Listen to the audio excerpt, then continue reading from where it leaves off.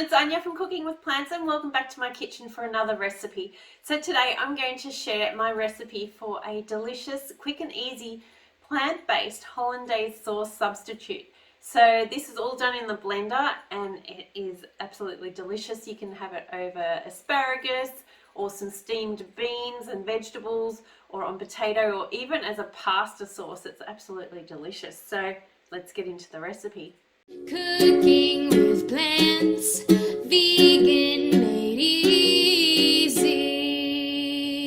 First up, I've got 2 small potatoes that I've steamed. They were in their skin, so I've included that. But if you don't like potato skin, even though you won't taste it in this, then feel free to peel your potatoes. I've also got 1 large carrot that I've also steamed, and again I've left on the skin just for extra nutrition, but again totally up to you whether you want to peel them or not. Then I'm going to mix in some flavors, delicious flavors. 1 tablespoon of white miso paste.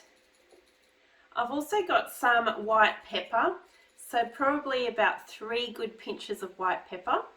1 tablespoon of nutritional yeast flakes. These are optional, but they do add delicious flavor. 2 tablespoons of freshly squeezed lemon juice. 1 teaspoon of psyllium husks.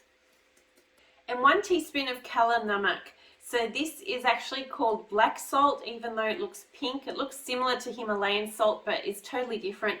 And it has an egg-like flavor.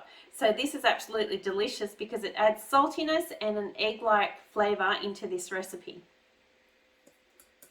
And then I'm also going to add a cup of unsweetened almond milk.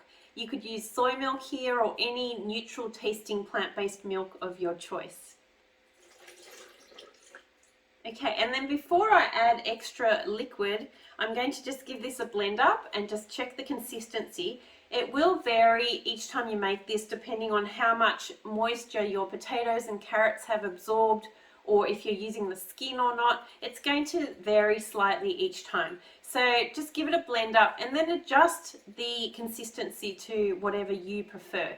So you may want it a little bit more runny, or you may want a thicker version, depending on where you're going to use it. So if you were using it on top of a sandwich, for example, you might want it a little bit thicker than if you want just a smooth, runny sauce over asparagus. So let's give this a blend up. Okay, so this has been blending for about a minute or so, and it is nice and smooth and creamy. And I like this texture, I like this consistency. So I'm actually not going to add any liquid to this. I'll just use it as is. Because there are psyllium husks in here, it does change the texture a little bit.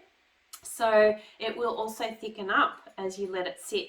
So if you're not using it straight away, if you're going to keep this in the fridge for a few days, then you may want to add either some water or some vegetable broth to this, or even a little bit of extra almond milk as well.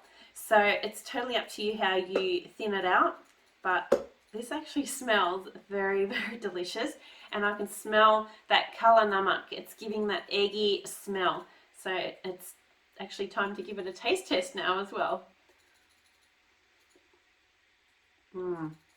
That is delicious. I really hope you give this a try because it's so tasty. I love using this on toast as well.